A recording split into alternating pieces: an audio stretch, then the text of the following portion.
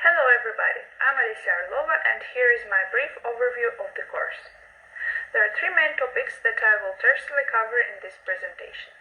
The first is cognitive linguistics, the second is cognitive grammar, and finally I will speak about construction grammar. Let's start with cognitive linguistics. It can be called a contemporary approach to such notions like meaning, linguistic organization, language learning and change, and also conceptual structure. It is also one of the fastest growing perspectives of the nature of language, mind processes, and their relationship. It started to develop in 1970s, but officially came into being in 1987 with the publication of works of Lekov and Langeker. The main object of the study is a language from a perspective of mental processes. Main areas of study are cognitive semantics, which deals with lexical semantics and its distinction from our meaning construction.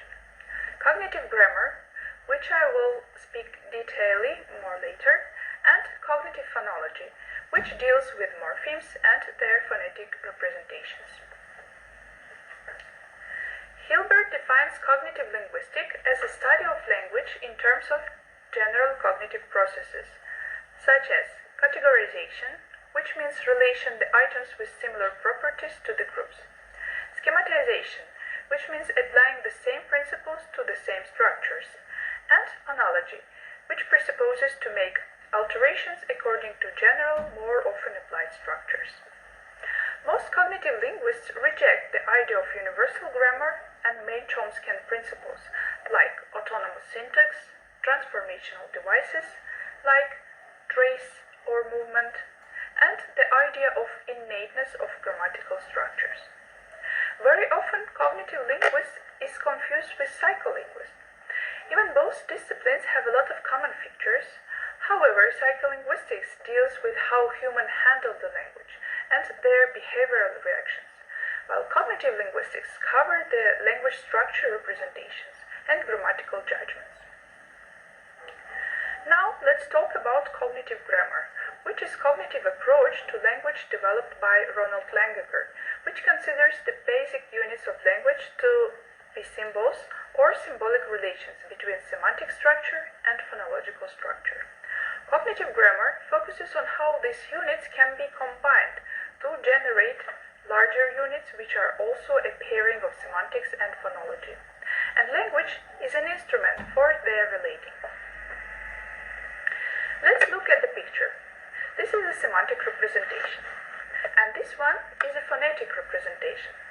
So when someone sees a picture and says cat, we can connect them in our mind due to the symbolic relation between them and imagine a cat. If we compare two approaches, generative grammar and cognitive grammar, it might look like this. The first one is a table which represents the main ideas of generative grammar, and the scheme shows how it differs and how it can be presented in terms of cognitive grammar. So we can see the similar things, but explained in a bit different ways. This is the example taken from Driven and Verspoof. And finally, we came to construction grammar. It is a theory of linguistic knowledge which defines a construction as a central unit of grammatical representation. Construction grammar follows the idea that knowledge of language is based on collection of form-function pairing, where function is closely interrelated with units. Most researchers imply that knowledge of construction is not innate, it can be learned. We can revise the experiments of Edel Goldberg, who created a novel, non-existing construction, and after some tutorials, the participants of the experiment were able to recognize and reproduce it. If we ask what construction is or what can be considered as a construction, here are some features. First, its idiomaticity and symbolism and also unpredictability. However, we need to mention that, for example, Goldberg, unlike the other researchers, considers that constructions can be both predictable and unpredictable. The other feature is generalization, frequency, and fixed combination. So here were the brief overview of the course. Thanks for your attention.